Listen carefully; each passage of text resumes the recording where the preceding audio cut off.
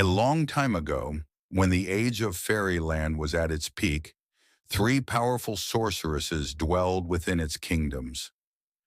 Two of them were sisters by birth, mighty and proud. Valeria, dark as night, and equally powerful the blue and white fairy Grimora, whose appearance could be deceiving. The third lived in the very heart of the great forest and was named Valila.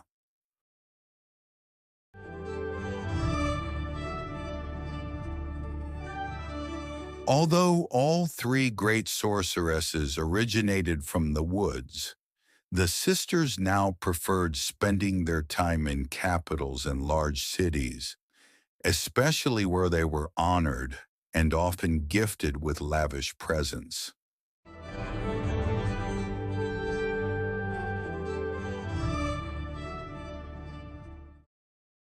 Unfortunately, over the years, the sisters began abusing their powers, and the more they did so, the stronger and more dangerous they became. With that, the evil within them grew. People feared them, and no ordinary person would dare stand in their way, while powerful individuals often fell under their charms or allied with them for their own gain. Power, gain, and control became the only things on their minds, and the little goodness that once lived in them hadn't been seen by anyone in a long time.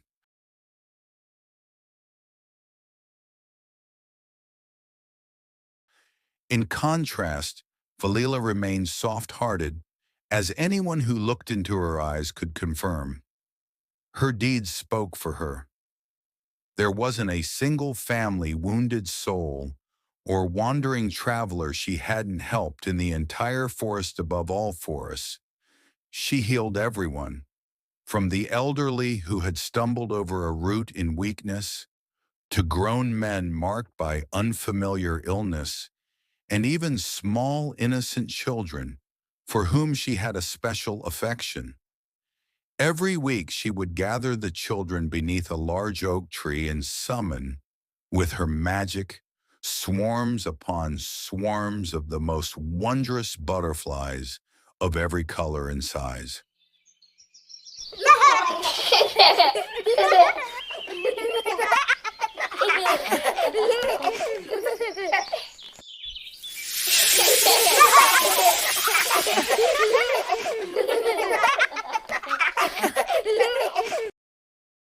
And when everything fell silent, she would retreat to distant corners of the forest to channel her energy and restore those parts of the woods that had been struck by lightning during storms or had withered for some unknown reason. As time passed, the sisters grew vain and increasingly jealous. They had heard that in the Middle Land, in the forest above all forests, people truly loved and respected Valila, not out of fear or dread, but from genuine affection. Her goodness and pure heart disturbed them, for through her very deeds she disrupted their wicked plans. So they decided to turn the people against her by spreading vile lies through their spies. Even worse, they used magic to stir evil in the hearts and minds of the people.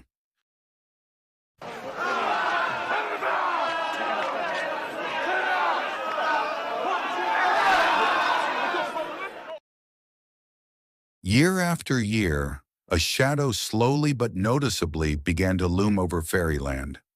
Valila was unsure of the source of this sudden change.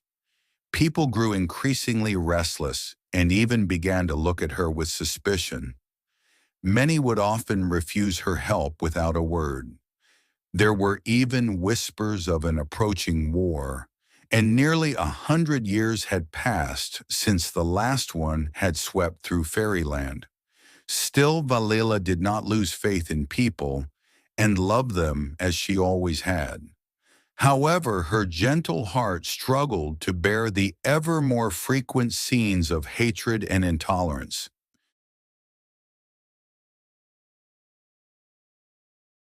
The sisters were slowly growing impatient, for although they had turned the people against Valhalla, they still could not destroy her faith and love for them. So they used their cunning and devised an exceptionally clever plan. Using bodily magic, they transformed themselves into ordinary poor peasants and set out to find Valila.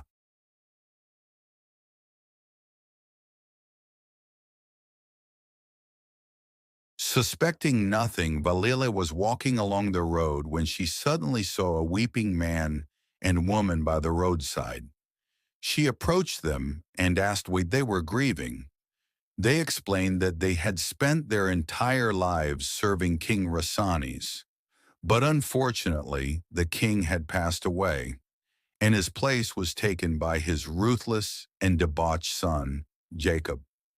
In a fit of rage, he had cast them out and left them to starve, showing no regard for their years of loyal service.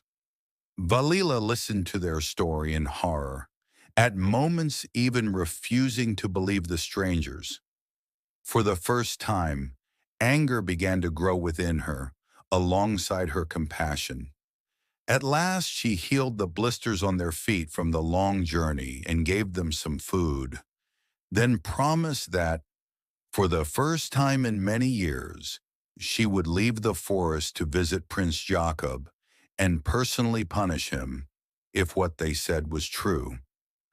The man and woman thanked her joyfully and begged her to go to the prince in disguise, warning that he would pretend and lie if he knew he was facing a powerful sorceress. They also told her that the best time to go would be the following evening, as the prince would be hosting a grand feast for his noblemen. Valila saw wisdom in their words and decided to follow their advice.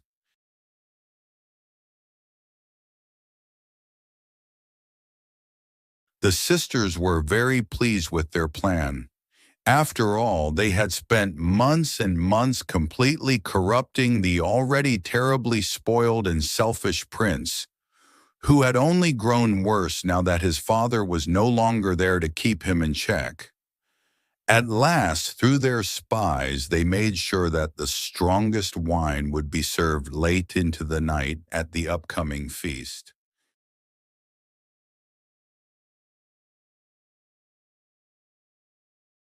The feast began at nightfall, and all the notable noblemen from across Prince Jacob's kingdom were in attendance. The hall looked magnificent, everything shimmering to the rhythm of the music coming from the stage.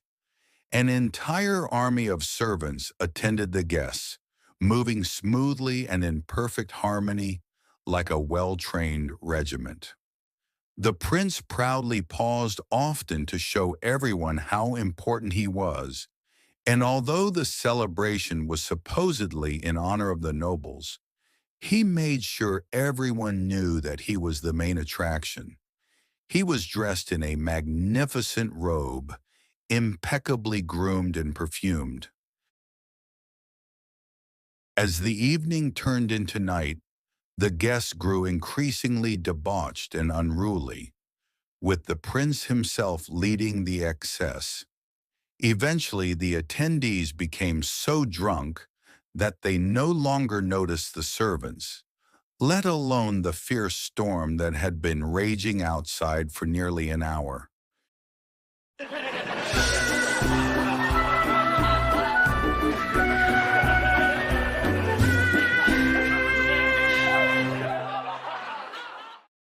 At midnight, the bell rang out loudly, briefly stirring the guests from their revelry.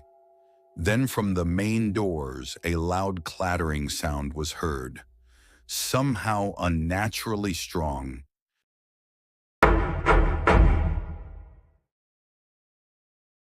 The prince ordered the servants to open the doors, and suddenly everyone turned toward the entrance. There stood a small old woman, soaked, exhausted, and dressed in rags, while behind her the storm was reaching its peak. She could barely lift her head, and in her hand was a wet, disheveled rose. She began to walk toward the interior of the hall with slow, exhausted steps. The prince subtly stepped forward toward her, then asked loudly what she wanted. With a wounded, heavy voice, the old woman replied that she was begging him for shelter and a place to spend the night, to escape the storm. Then she approached him and offered the rose as a token of gratitude, explaining that she was poor and that the rose was all she had. The prince, known throughout the kingdom for his fondness for beautiful things, looked at the disheveled flower with suspicion and disgust. Did the old woman truly believe that such a flower was worthy of him, that he would humble himself and accept it in front of everyone, in front of the entire kingdom? In an instant, his disgust turned into a suspicious, sinister laugh aimed at the old woman. Then the entire great hall joined in mocking laughter, even the servants, who over time had themselves become proud and cruel like their masters.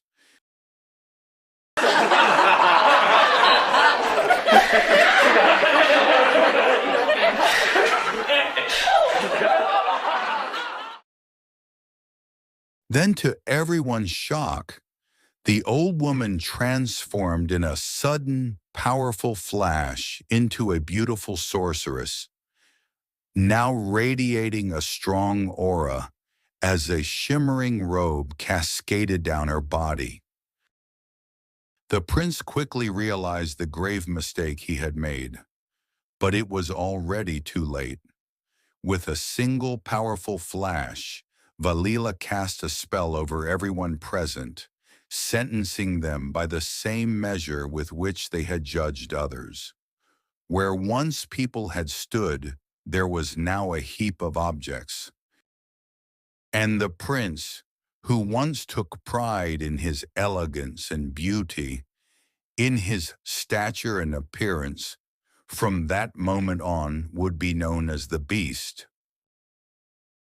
Deeply wounded and disappointed, but also much wiser, Valila withdrew beyond the borders of Fairyland to heal the wounds in her heart.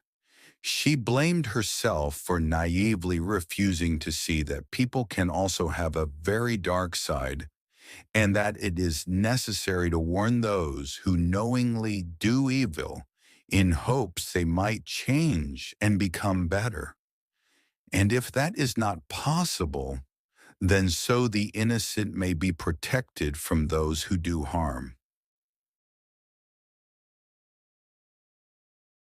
Meanwhile, the witches rejoiced, unaware that one day they would be forced to drink from their own poisoned cup.